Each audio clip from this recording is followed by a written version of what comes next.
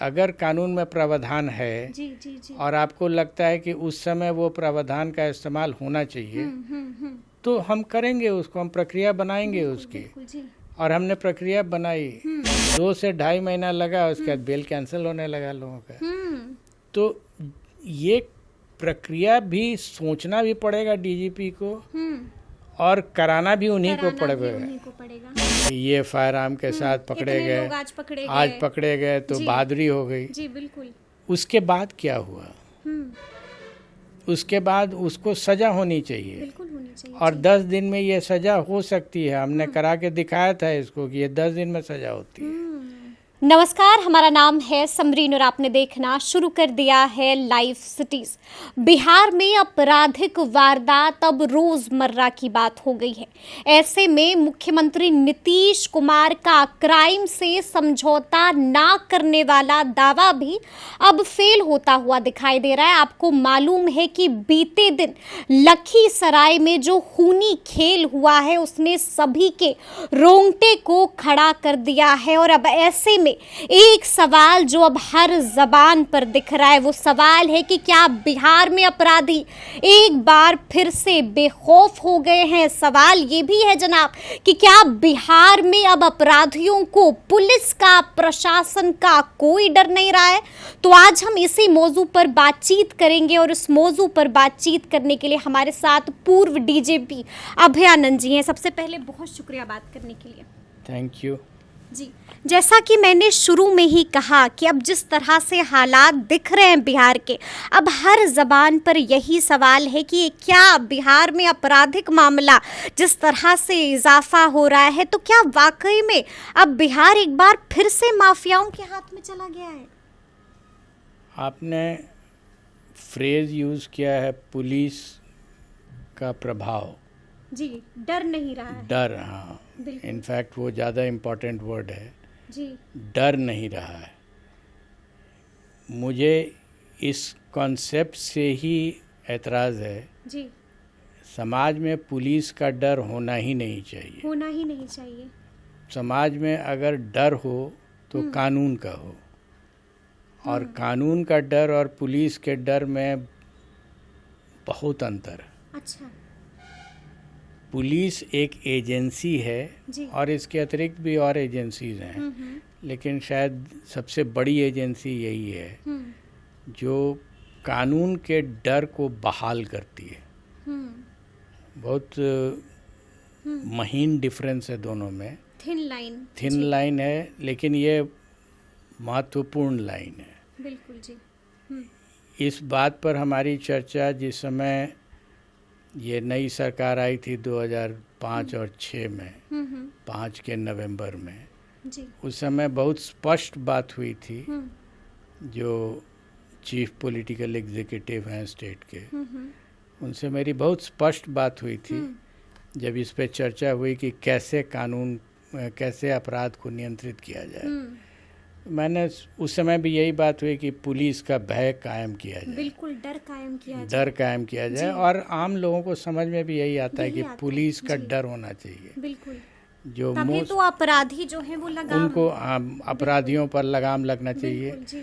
ये नैरेटिव है जो कि आम लोग मानते हैं, मीडिया भी मानती है, और जो पॉलिटिकल हेड्स होते हैं वो लोग भी मानते हैं जी। और मैं इसको, सियासत भी इसी पर होती है। यस, मैं इसको नहीं मानता। नहीं मानते हैं आप? तो जब ये बात आई तो हमने क्लियर कर दिया कि पुलिस का भय और वर्दी की गुंडागर्दी में ज़्यादा अंतर नहीं होता है। अच्छा। पुलिस के जो चीफ्स होते हैं उनका काम है कि कानून के रास्तों से प्रयोग किया जाए, अलग अलग समस्याओं में अलग अलग कानून को कैसे अप्लाई करें जिससे कि एंड रिज़ल्ट अच्छा है। ये काम है पुलिस के टॉप एग्जीक्यूटिव्स का। बिल्कुल जी। जो अपने सेक्रेटेरिएट में बैठ करके और माइंड अप्लाई करें और कानून की विभिन्न जो रास्ताएं हैं, राहें हैं, उन राहों को एक्सप्लोर करें, but within the ambits of law. ठीक है, लेकिन हम जिस तरह से देख रहे हैं कि अब जिस तरह से माहौल हो रहा है, सवाल बहुत स्पष्ट है मेरा कि क्या बिहार एक बार फिर से माफियाओं के हाथ में तो नहीं चला गया है?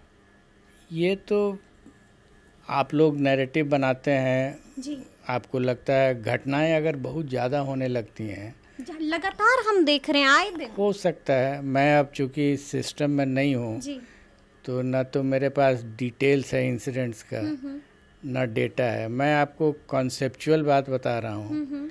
अगर ऐसा लगने लगे, जैसे मैं भी जब डीजीपी था तो 2012 में एक सडन स्पर्ट हुआ था क्राइम का, जी, तो मुझसे चीफ पॉलिटिकल एग्जीक्यूटिव ने पूछा कि आपको लगता नहीं है कि अपराध कुछ बढ़ गया है? मैंने कहा हाँ, देख रहा हूँ मैं कि अपराध बढ़ा है।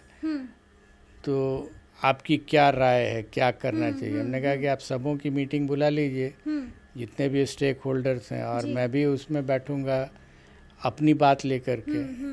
एज ए डीजीपी मैं कैसे देख रहा हूँ इसको। जी, जी, जी, तो जो यूजुअल होता है, चीफ सेक्रेटरी, होम सेक्रेटरी, सब लोग बैठे उसमें, और सबों का था कि हाँ क्राइम बढ़ा है, जिसको हमने एक्सेप्ट किया था कि हाँ क्राइम बढ़ा है। तो लोगों ने कहा कि वही पुलिस विजिबिलिटी एंड पेट्रोलिंग जो टिपिकल होता है। हमने डेटा निकाल लिया था कि ये जो नए क्राइम्स हुए थे उसमें वही लोग इन्वॉल्व थे जो कन्विक्टेड हो चुके थे कुछ दिन पहले स्पीडी ट्रायल में, और अपील में वो अपील करके बेल पर आ गए थे। और वो लोग ही क्राइम कर रहे थे। तो हमने उनको बताया उस मीटिंग में कि मेरा डेटा ये कह रहा है, तो इसका फिर तुरंत पूछा गया कि इसका रास्ता क्या है। बिल्कुल जी। तो रास्ता हमने बताया कि ये प्रयोग ऐसा करना पड़ेगा कि जो लोग बेल पर आ करके और तब फिर क्राइम कर रहे हैं, उनका जमानत, उन माहौल, तो क्राइम करेंगे तो माहौल ख़राब होगा ही। तो हमने उनको कहा कि इनका जमानत रद्द कराना होगा, और राज्य के द्वारा जमानत रद्द कराने की प्रक्रिया होती ही नहीं थी कभी नहीं। कानून में प्रावधान था, तो मैं इसी की बात कर रहा हूँ कि अगर कानून में प्रावधान है और आपको लगता है कि उस समय वो प्रावधान का इस्तेमाल होना चाहिए, तो हम करेंगे उसको, हम प्रक्रिया बनाएंगे उसकी। और हमने प्रक्रिया बनाई। एडवोकेट जनरल भी चूँकि वहाँ थे, तो एडवोकेट जनरल के माध्यम से हमने एक प्रक्रिया बनाई, और उसके बाद करीब 15-20 दिन के अंदर में 100 केस में बेल कैंसिलेशन मूव किया गया, जिसमें जजेज नाराज़ हो गए कि हमारा दिया हुआ बेल और आप हम ही को कहते हैं कि कैंसिल कीजिए इसको।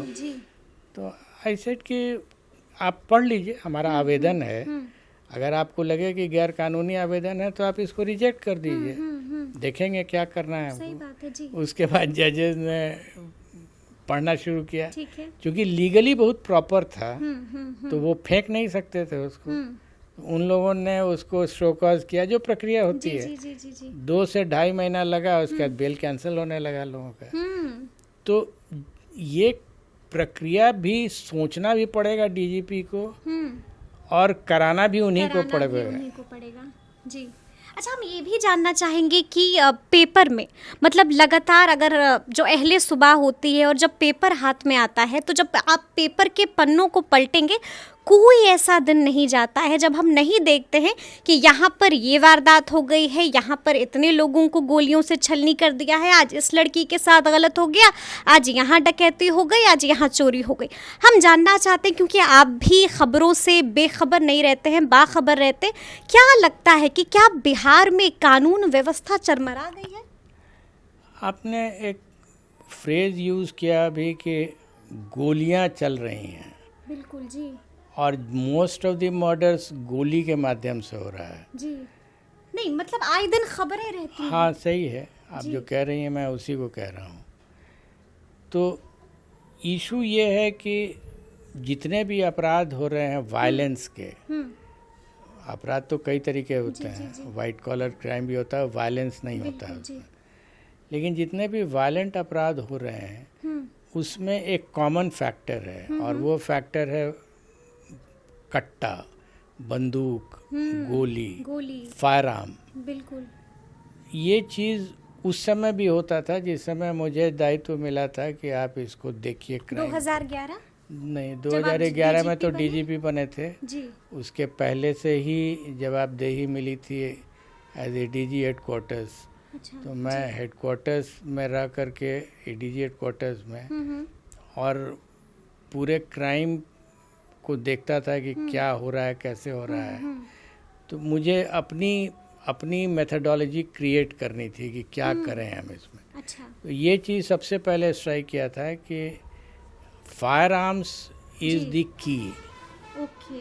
ये सेंटेंस अभी भी होल्ड कर रहा है। Fire arms is the key. कट्टा जो आपने कट्टा कहा है या इवन लाइसेंस वेपन से तो कम क्राइम हो रहा है, लेकिन अनलाइसेंस वेपन, कट्टा या इलीगल फायर आर्म्स, इससे जो क्राइम हो रहा है वो सीरियसली अफेक्ट कर रहा है लॉ एंड ऑर्डर को।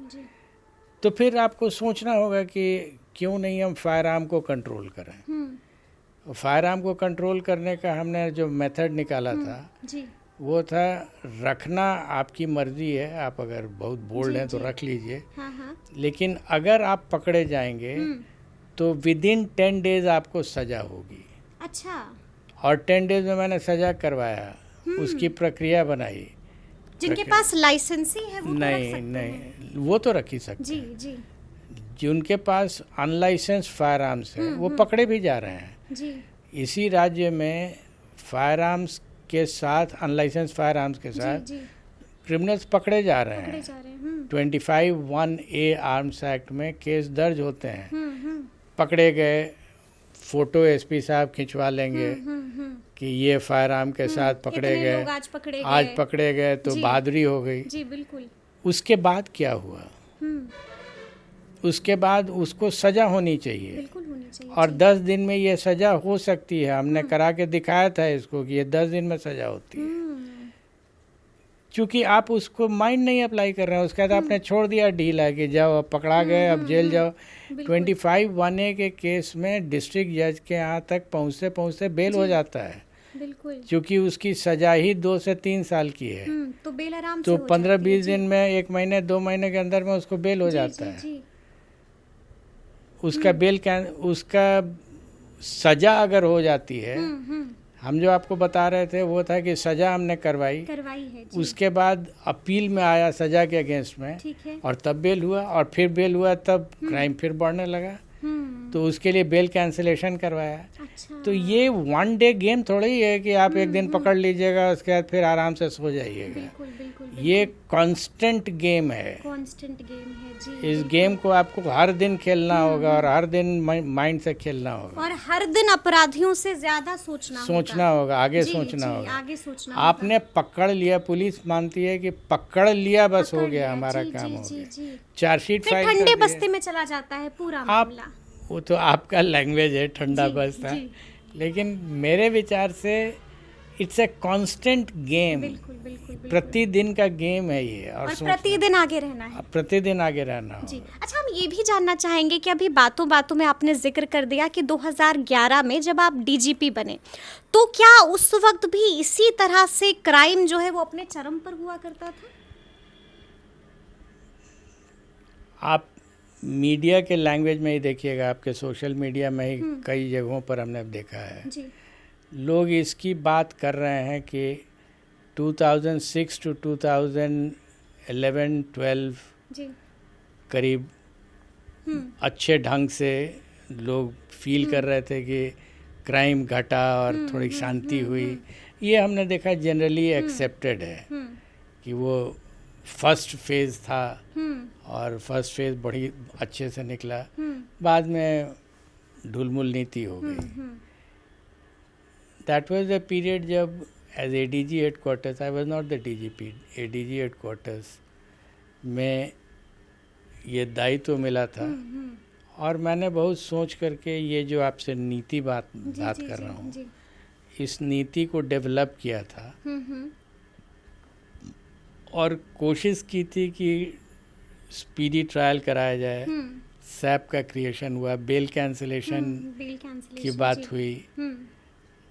उसके बाद विटनेसेस को कैसे प्रोटेक्ट किया जाए। बिल्कुल जी। तो जैसे जैसे प्रॉब्लम्स आता गया तो उसके लिए मेथड्स डेवलप करते गए। जी जी जी। ये कांस्टेंट बैटल होता है। हम्म। प्रॉब्लम जैसे होता है ना कि बैक्टीरिया हम्म। का म्यूटेशन हो गया, जी जी जी। तो आपको नया बैक्टीरिया को फाइट आउट बिल्कुल, करना बिल्कुल, पड़ता जी है। जी जी। उसी टाइप की चीज़ है, क्राइम ठीक है। शेप बदल लेता है अपना। हम्म। तो आपको भी अपना सोचना रूप पड़ता बदल है, लेगा। रूप बदल लेगा। जी।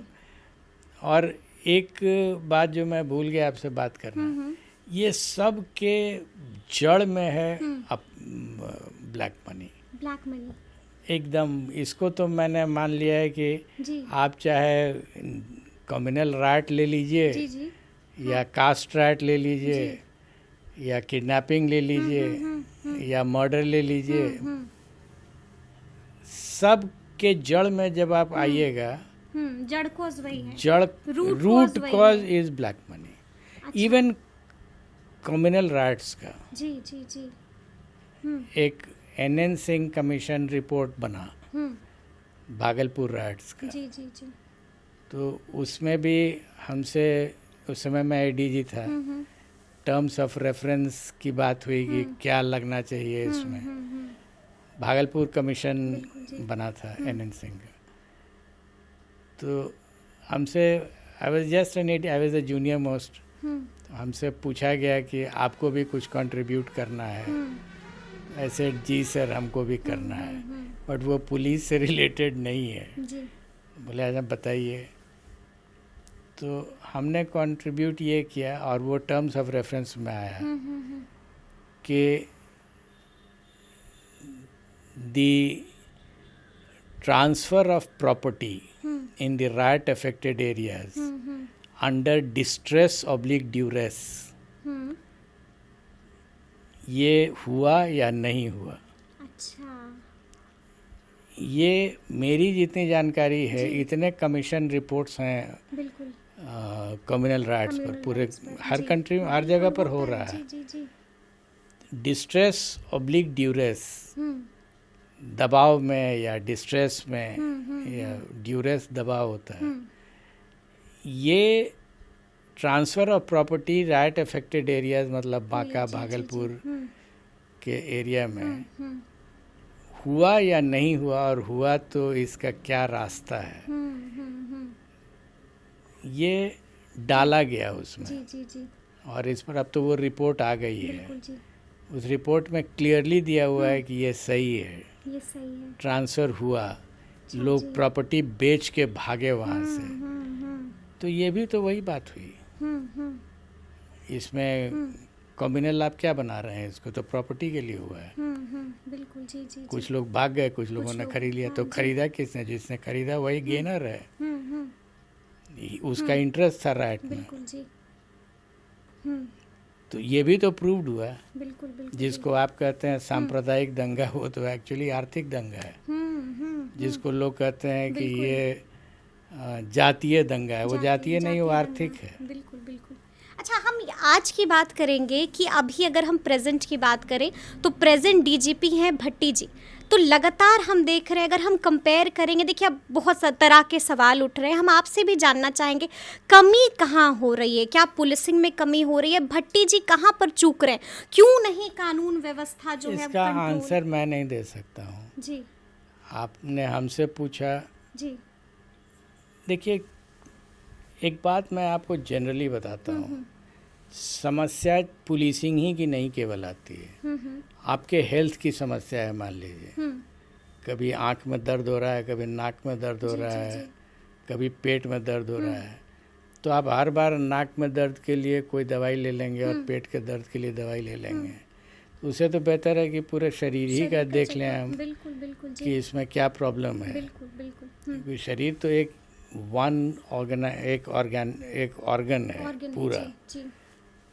तो बेहतर हमेशा होता है to find out the root cause, और क्राइम में भी वही होता है, रूट कॉज पकड़िए। जी। रूटीन वे में काम करने से, रूटीन वे में तो आपकी व्यवस्था काम करती ही रहती है। थाना एक रूटीन फंक्शनिंग की जगह है, बट उसके ऊपर सोच एक व्यापकता में होनी चाहिए जो टॉप लेवल से आनी चाहिए, और थोड़ा करेक्शन, कोर्स करेक्शन जिसको बोलते हैं, कुछ कोर्स करेक्शन किया जाए जिससे कि जो आपके सबॉर्डिनेट्स हैं, सबॉर्डिनेट्स भी हार के आ जाते हैं कि सर नहीं हो रहा है, नहीं पकड़ा जा रहा है। वो क्रिमिनल, हमारे समय में भी लोग आते थे, सर ये तो अपराधी जो बड़े बड़े होते थे नहीं पकड़े जा रहे हैं। तो कुछ टेक्निक डेवलप करना होगा ना कि हम कैसे उसको पकड़ पाएं। आपको क्या लगता है, क्या कुछ टेक्निक्स है जो आप डेवलप कर लेना बिल्कुल डेवलप होता रहता है जी। उस समय भी किया गया, ठीक है, नए नए टेक्निक्स टेक्नोलॉजीज इस्तेमाल किए गए, और ऐसा नहीं है कि एक बार 2011 में कर लिया गया तो 2040 तक वो चलता ही रहेगा। अब तो उसको आपको और हर एक साल 2 साल में अपडेट करना पड़ता है। बिल्कुल जी। तो कीजिए उसको। हो सकता है कि जो एज आई सेड बैक्टीरिया आपका रंग बदल के आया है, म्यूटेट करके आ गया है, तो चेंज कीजिए। ये आपको करना होगा, और ये आपके सबऑर्डिनेट्स नहीं करेंगे। बिल्कुल। अच्छा, लोग ये भी कह रहे हैं जिस तरह से क्राइम जो है आउट ऑफ कंट्रोल हो रहा है, तो लोग अब मतलब जैसे कि अगर हम बात करें कि अब इस मुद्दे पर खूब सियासत भी हो रही है, विपक्ष लगातार कह रहा है कि कहीं ये जंगल राज की वापसी तो नहीं है। ये पॉलिटिकल है जंगल राज।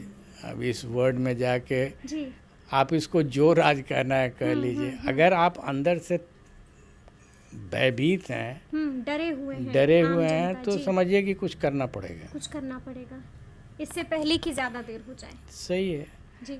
शब्द आप जो भी इस्तेमाल करना चाहिए कर लिए।